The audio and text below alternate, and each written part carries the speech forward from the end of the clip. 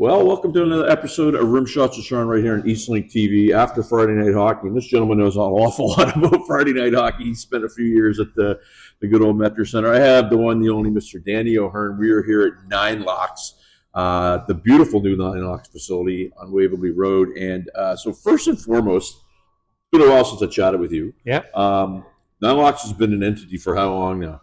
It will be 9 years in February. That's incredible. Yeah. You were forever at Moosehead for a number of years. 30 years. Unbelievable. Yeah. So I guess just a little history, Nine Locks, because I mean, to me, it just seemed like you guys popped out of nowhere. But obviously, when you start a new business, that's not quite what happens.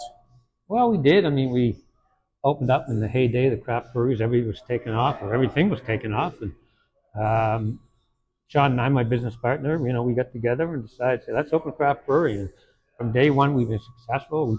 We ran it as a job, as a professional brewery. It wasn't a hobby for us, and we had professional sales guys when we started. We hired professional brewers. It was class act all the way from day one. So I won't name your competitors, but I will say this one. I used to work at the Chamber of Commerce. I was there from 2004 to 2008. I remember early days of the craft breweries. You were still kind of at a major, if you will. And it seemed like it was at that time was a tough industry to get things going. Why do you think you guys had the success that you did so quickly? Well, when we started, Sean had the business background and he had the rock bottom brewery, so we had some recipes. I had 30 years with Moosehead. Right. I knew the liquor commission, I knew the bars, I knew the NSLC store staff. So we had the connection starting in. I wasn't walking around making cold calls. I was in talking to people, and I would go in and people would say to me, tell me when your beer's on tap, I'll put you on tap. And people were calling us at a very short time frame that we were open, right, looking for a beer to put on tap. Well, it's funny, and you mentioned connections because, I mean, I get to know you when we were on the Moosehead's corporate relations board, which raised money for the players. Yeah. And every time I brought your name up, they were always like the most network guy in town. And I never heard a bad thing about you. And I'm not just saying that because Thank you. Seriously, you'd be around people and you bring up a name and they go, oh, well, but I never got that. I was always like total pro, does the job. And you seem just to have this loyalty with your customers. Yeah, I think I had a big following when I left Moosehead. You know? Like I said, people were calling us saying, let me know when you're on tap. We're going to put you on tap. And so you hit the ground running. We hit the ground running. Right. I had a projection in my head that I told Sean, this is how many taps I want out in the field after our first year. I think we had that number surpassed after 3 months. That's incredible. Yeah. And I remember when you guys started, and I was just like, I always figured, well, the first thing I figured is they'd never get rid of you at Moosehead. I think you died there. Probably. Yeah, that was the first thing. But when I heard you started, I was like, that makes a lot of sense. And then when I saw what you guys had in the old location, it was like, it didn't seem to me like you were really, you know how some people start a business and it's the best of everything. Like you guys, it was a nice spot. It was a beautiful spot, but it was, you guys did it smart. Yeah, we bought good equipment and we hired good people. Right. 2 reasons for success. The good people you have, you pay them well and they stay. We'll talk about that for a second because it's in business, you always hear turnover and you hear different sorts of things. And when I was, I guess, in the sales world, the big thing that you used to hear about a lot was older people working with younger people, and that generational thing was really tough. It seems to me like you guys have kind of overcome it because I see all kinds of different colors of the rainbow here. Yeah, I mean, I'm only 25 still. Yeah. Good looking 25-year-old, let me tell you. You don't believe that? Neither do I. Yeah. No, we have a good mixture. We have an older sales rep, Jason Bailey, and Thomas Chinsky. I get his name right. He's a little younger. Yeah. He's new to the sales game. So he started working out back in the warehouse, and he started doing some events for us, promoted him to being a sales rep. And he's killing it right now out there. They both are. Well, I mean, I remember I was in a band years ago that had sponsorship, and there was the old days where there was budgets seemed to be endless, and then things changed. Everything from budgets changed to regulations changed to how you can spend money changed. Are you guys kind of finding a bit of a happy medium out there with how you're running things? Well, we're not in the business to give stuff away. I love that. When we started this, with my background in Moosehead, it seems like the big breweries just couldn't give Yep. away enough. It didn't sell beer for you. Uh, So when we opened up, John and I talked, and we said, we're not in the business to give away. We're not discounting our stuff. We're not giving away free beer. Every case of beer you give away is one less you're selling. So we're not in the free beer business. I like that because I think in business, like people don't understand, like people, and all of a sudden it's kind of, oh, we'll go to Danny's place and we'll just drink and and all this stuff, and You come drink, I'm going to charge you. absolutely, I don't have a problem with that. I'm here all the time, and I Yeah. told you, like the pomegranate. Hey, Colin, how you doing? We're just doing an interview. I'll get to you in a second, there, buddy. But the pomegranate is an example because I never typically was a fan of that kind of beverage, and I've tried every single one of them, and I like what you guys are doing with it. Yeah. I don't. We're not going to get into the Colonel Sanders, 11 herbs and spices or anything like that. But in terms of what were your flagships when you first started? ESB and IPA. Okay. 2 first brands. I still have the initial liquor order from the NSLC in my office. And then in about January, Dirty Blonde came online. So that one. So I'm going to go back to that in a second because, we'll go maybe in the next segment because I remember the first time that I saw some marketing around that, and I was like, brilliant. I grew up in Dartmouth. We'll leave it for the next segment, right? But I thought brilliant. So, and I want to, I guess, in the next segment or the segment after, tackle the new spot. But just for anybody that hasn't been out here, you probably, have not been into your house for 2 years, but don't drive by, stop in. I stop in all the time, probably too much. But you got a really cool vibe here, and we'll talk about that maybe in the next segment. But summertime, you get this little beer garden going on. It seems like there's always a flow. The one thing that you've done that I think is brilliant, and we'll talk about it next segment. We'll be back after this with Mr. Danny O'Hearn. Well, welcome back to Rimshots with Sean on Eastlink TV after Friday Night Hockey. I have to keep saying after Friday Night Hockey. I keep forgetting. So just before the last break, we talked about the new shop. Beautiful facility. I literally saw it from when you guys put the shovels in the ground to when you opened because, I'm in the neighborhood. Did you guys have a plan to build this? Was it part of the business plan? Did you have it earmarked? Not when we opened, no. But we kind of joked and said after we built our first brewery, and we literally built it ourselves. I mean, we were lifting tanks, putting them in place, having no idea what we were doing, but it worked. Yeah. And we always joked it's, well, the next one we do would be good at it. And here you are. And here we are. Yeah. We never thought we'd be building a brewery this size in Dartmouth. We probably ran out of our space there in 3 to 3.5 years. We'd already outgrown that space. I mean, we were running 7 days a week, 14 hours a day, just trying to keep up with demand. Well, and that's an interesting fact statement because sometimes people I think go, oh, we got to have a bigger space to make it look bigger, but you guys literally just grew out of the fish tank. We couldn't keep up. If we wanted to grow your business, and people go in business to be successful and to grow, not to be satisfied. Right. And we probably could have stayed over there, leveled out. Probably a bunch of people would have passed us. But no, we wanted our philosophy was grow and grow big. So something you're doing here were you guys open here last Christmas? Yes. You were? Yes. Okay. Yes, last Christmas. So, and I'm sure you had a lot of Christmas parties in the room and all kinds of stuff like that, and some more this year. A lot more this year. Okay, and we'll get some pictures and stuff because it's quite festive and it's a good vibe. The thing that I like, I mentioned the garden. The thing that I like personally is I feel you're staying in your lane with the food thing. Like you have the food trucks coming in and that type of thing. Oftentimes, what happens is places like this just decide that they're going to get involved in the food business, and if you don't know the food business, it can be pretty unforgiving if you don't know. Sean does know the food business. He's probably one of the best at it in Halifax. Right. So, if we did decide, but we don't have space for a kitchen here anymore. Right. So. I think it's brilliant because it gives people in the neighborhood an opportunity to maybe find out about other vendors, try other things, and you guys don't have to worry about a menu. So that's pretty cool. Yeah. So your business is quite competitive. It is. Yeah. I'm gonna give you a little bit of I'll call it a comparison. So sometimes in the music business, somebody will see a band and go, "Oh, that's easy. I'm gonna go out and I'm gonna start playing," and they start playing. Or karaoke, they become a karaoke host. Do Do you see a lot of that copycat thing in what you're doing? Well, we see it with our blonde beer. Some Right. breweries have tried to do blondes. Largest brewery in the world, brought out a blonde beer. Right. ABI InBev brought out a blonde, basically just to come after us in Halifax, and it totally flopped. That's incredible. Flop. Well, but there you go. So you have Compliment. brand recognition. Yeah. You have a loyal customer base. So I mean that's incredible. Mm-hmm. So let's talk about that for a second, because I was at my youngest son was paddling at Banook Lake, and there was a competition going on, and I see this dude walking across, and he's got a shirt, and I start laughing. Everybody loves a dirty blonde from Dartmouth, and I said, "That's brilliant." And where did that come from?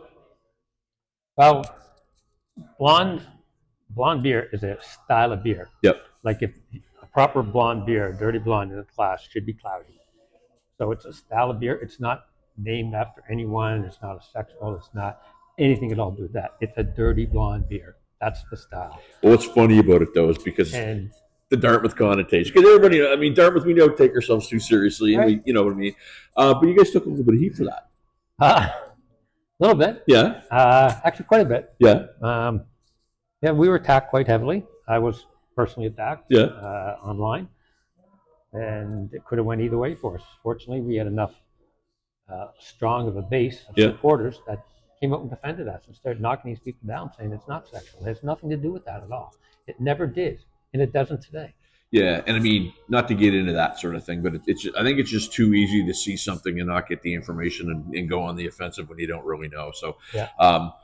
To me, I was just like, well, not that it was a purposeful thing, but it probably helped you guys. You probably got some more loyal customers and get the word out there. Our business took off after that. Right, so that's incredible. And our paraphernalia, our POS, our shirts, our hats, all took off. It was happening in November. We had sold out of all of our hats and T-shirts. People were coming in and say, "I don't even drink beer, and I'm coming to support you guys. I'm going to buy a dirty." Beautiful. The dirty blonde T-shirt from Dartmouth was just on fire. Beautiful. Yeah. And I mean, I have one, and you know what? I only wear it every so often. I don't want to wear it out, man. Yeah. So, you know what I mean? It's we still carry them. Yeah. Well, yeah. I'll have to pick one up. Yeah.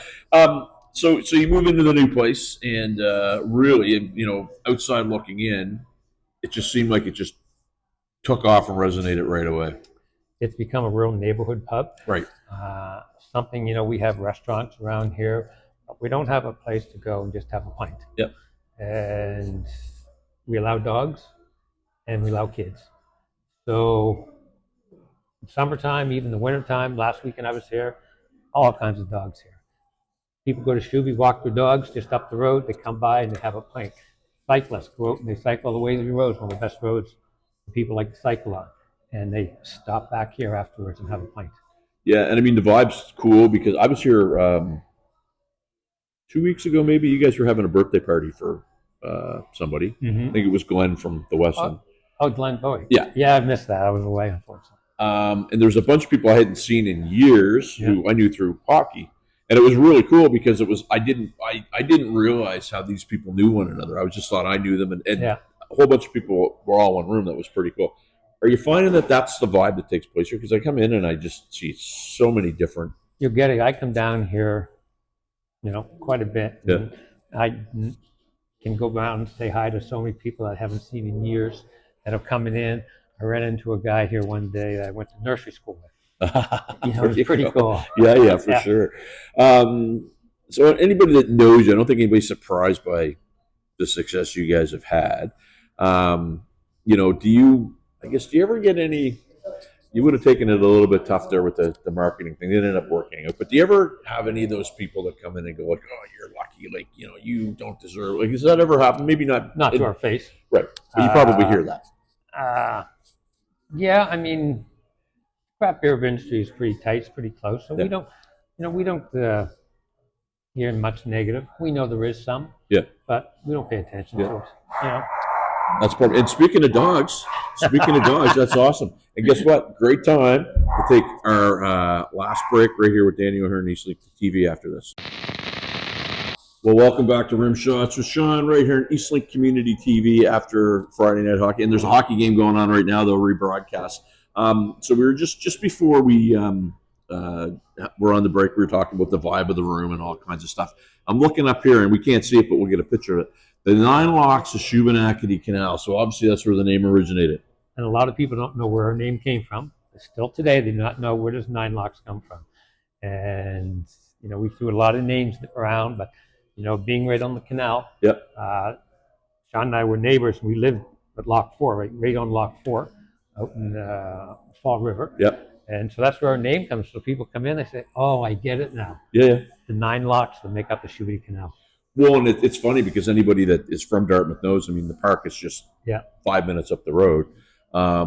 But great name, and you guys have really been able to capture, I guess, a part of Dartmouth as a Dartmouth business, which is pretty cool.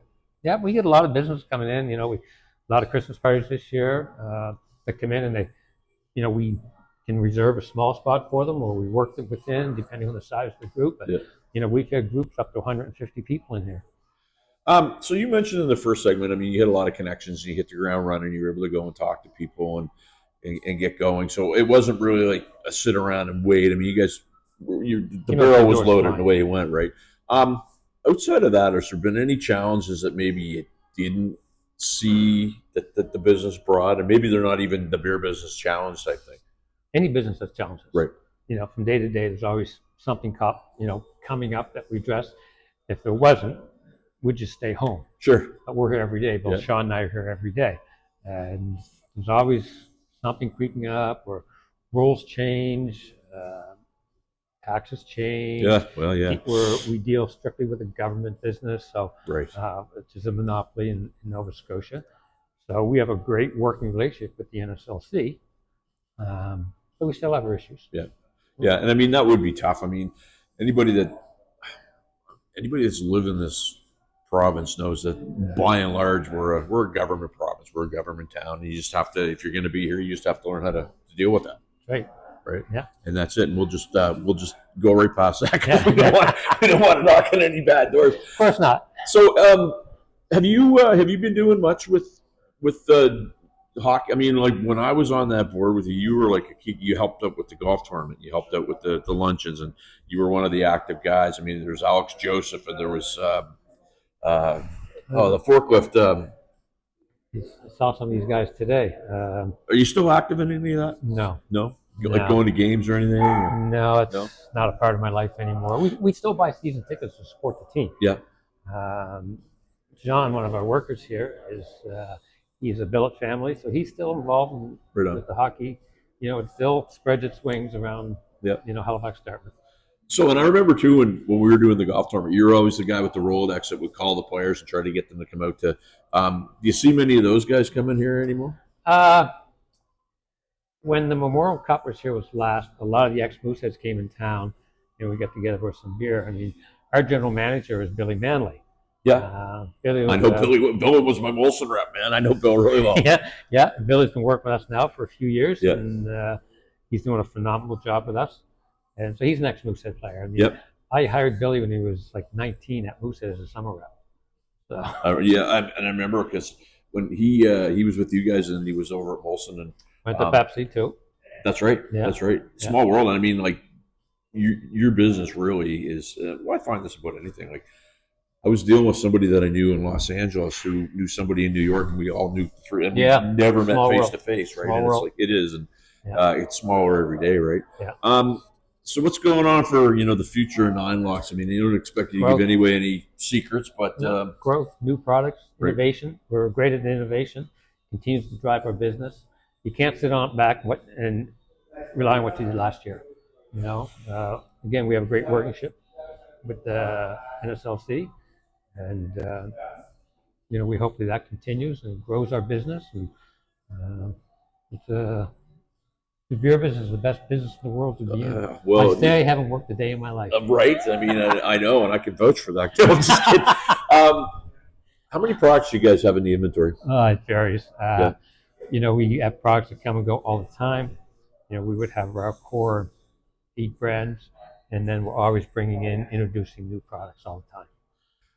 So I want to give a shout out to the pomegranate because I think I'm celiac. I'm not 100% sure, but You can get tested for that, Yeah, I know. I'm stubborn. I'm stubborn. I had a friend that had to go into the emergency today, and she was there 10 hours to have somebody tell her that there was nothing wrong with her ankle. But yeah, well, I was drinking the one in the Blue Kid Jack. James. Yeah, that great beer. Loved it. The lager. Yep, Yeah. it was really good. But somebody said you should try the dragon fruit and the pomegranate. Love them both, and they're my go-tos. But what I want to talk to you about, because I interviewed Adam Pella. Oh yes. You guys have this local hero thing, which I think is program. brilliant. From somebody that ran a hockey association, you're always trying to figure out ways to make it less expensive for kids to play. Yeah. Explain that for a second, because hopefully people will come down and support this program. Yeah, it's a program that we picked up off of Adam from Millstones, and we have a partnership with him now. He has 4 locations, and if you go into his bar, it's on tap and in a can. You can buy it, and he donates a portion to his events for the Sport-Minded Sports. So we've done the same thing here. We have the cans here. So every can that we sell, we donate $1 to a charity of our choice. Yeah. We have, people come in and say, is there anything you can do for me? And we say, well, we have this program. Right now, our program is going to support the Nook Canoe Club. They're doing that huge reno right now. And they need a lot of money right now. Yeah. So we've jumped on board with that. I mean, Nook's been in the city for over 100 years, I believe. Yeah. And so we're going to partner up with them for a little bit. And then when that one's done, we will look at another charity to help along the way. I think it's a great I mean, when Adam told me about it, I was like, yeah, brilliant, because I remember we used to do some stuff with the Whalers, and we had a fast food restaurant that would donate jerseys, and people would be like, they're making kids fat. They're doing, come on, it's hard enough. You know what I mean? Like, whatever. But I think that program, to me, like when he told me about it, brilliant, because it's to any charity really is looking for money. And we all know that people they are all good charities, and everybody knows that people like to have a plop or two. Yeah. I mean, our customers come from our communities. Yep. If we don't have our local community customers, we don't have a business. Absolutely. And it's a big thing in our business is buy local. People have to understand the great response we get when people come in, when they support local, of how much all that money stays here. It doesn't go anywhere else. When you support the big breweries, that money goes out of province. A1. Yep. Okay, it's hard to believe we're done, but where do people find out about you guys? Where do they come and check you out? All that good stuff. We're at 221 Waverly Road in Dartmouth. Throw a landmark next to it, right next to the Micmac Tavern. Can't beat it. Go to the Micmac and then come here. Yes, perfect. Right. I want to thank you for doing this, man. Thanks, Sean. Well overdue. And hey, come out to Nine Locks, and you won't be disappointed. It's a great spot. We'll see you next week. Eastlink Community TV.